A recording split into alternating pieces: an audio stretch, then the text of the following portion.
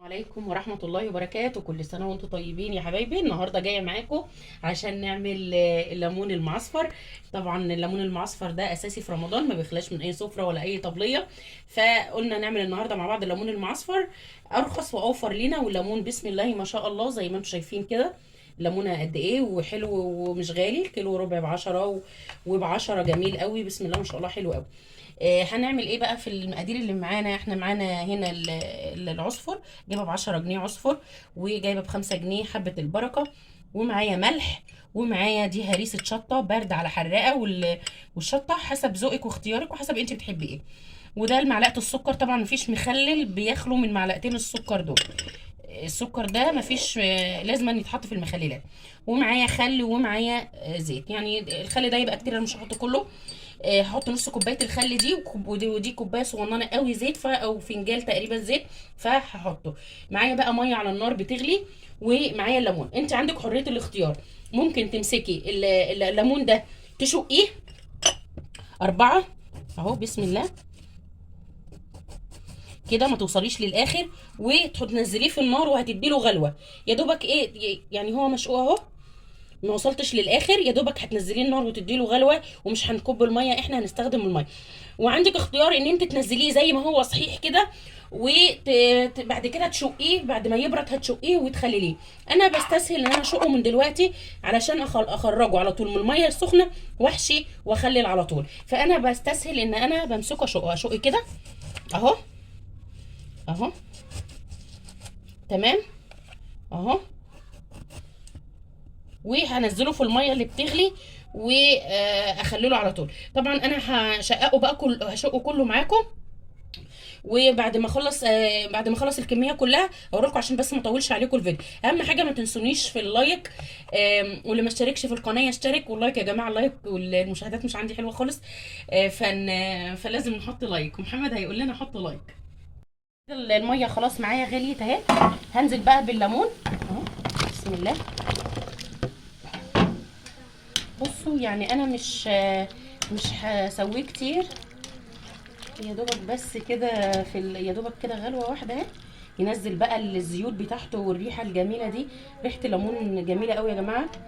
اهو انا شقيته اهوت وخلاص. هو بس كمان دقيقه واحده مش اكتر اهو. والميه دي انا مش هرميها، انا هاخد الميه دي، خلي بالكم اهو. اهو كل حاجه معاكم اهي. الميه دي بس ميه ما فيهاش اي حاجه، تمام. اول ما تغلي بس انا هطفي عليه. انا كده خلاص اهوت، هبدا انشل الليمون اهو زي كده خالص اهو. هسيبه بقى لما يبرد شويه بس على ما اعمل خلطتي. الميه دي احنا اتفقنا ان احنا مش هنرمي الميه دي هنخليها. ادي الليمون دول على فكره يا جماعه 2 كيلو ونص. انا معايا بوله هنزل فيها بالعصفر اهو، وهنزل فيها بحبه البركه اهو، وهنزل بالشطه بتاعتي اهي اهي، وهنزل بالملح. ده كوبايه ملح، ومعلقه السكر. ده مج كبير ملح، وادي كوبايه الزيت او الفنجان الزيت اهو. وادي مش هحط الخل ده كله، شويه خل صغيرين. هبدا بقى اقلبها كويس اهي اهي بسم الله. انا عرفت يا جماعه عرفت اهوت عملت الخلطه كويس اهيت. وهبدا بقى ايه، احشي بيها الليمون. انا ما جبتلوش بصراحه شطه، كل مره بعمله شطه خضراء، اللي هي القرون الحراقه دي، بس انا اكتفيت بال بالهريسه الشطه الحراقه. تمام اهو كده خلاص. نشيل بقى الحاجات دي كده من جنبنا، دي ما اتفتحتش. معايا الليمونه اهو فتحها 4 مش موصله للاخر. هبدا احشي كده اهو اهو، شايفين محشيه ازاي اهي. وهبدا احط في البطرمان، اي بطرمان عندك بقى. انا غاسله ده بميه سخنه وكافيه من امبارح اهو. اي بقى بطرمان عندك، آه ازاز، بلاستيك، المهم يكون مغسول كويس ومتعقم اهو اهو.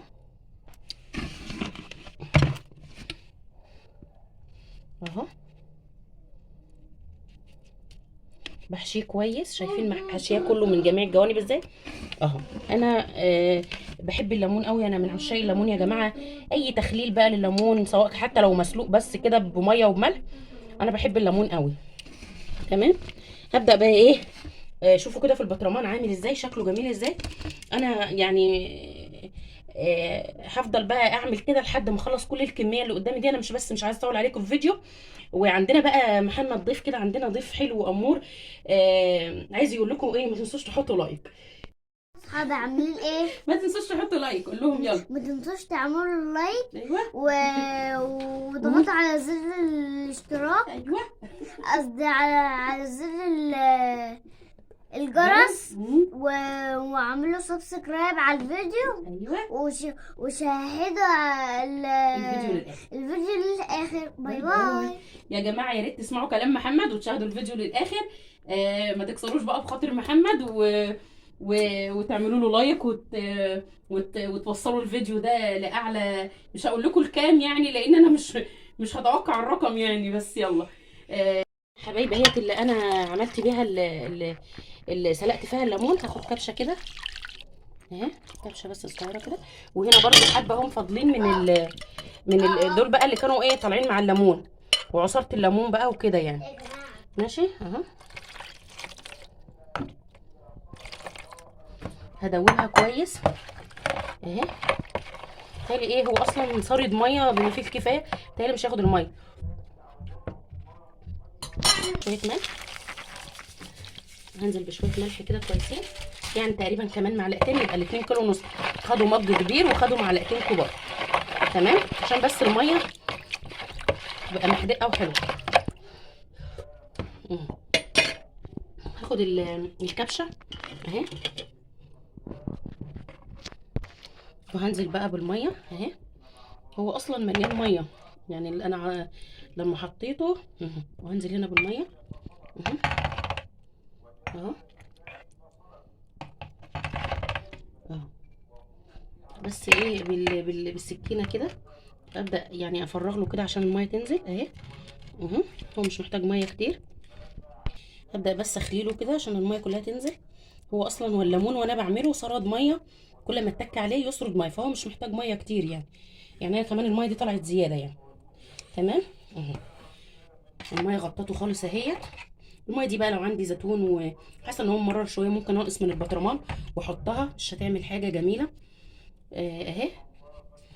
هبدا بقى ايه، احط على كل بطرمان فوق كده. بصوا يا دوبك حبه زيت كده اهو اهو.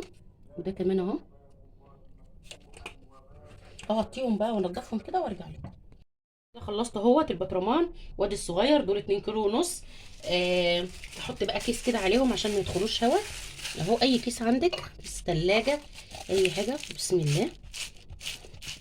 وافرده كويس خالص اهو اهو. وادي البطرمان التاني اهو. تاكلوا في الف هنا. وكل سنه وانتم طيبين، وربنا يعود علينا وعليكم الايام بخير، وكل سنه وانتم طيبين بمناسبه الاسراء والمعراج. وكل عام وحضراتكم بخير. ما تنسونيش في اللايك، واللي مشتركش في القناه يشترك.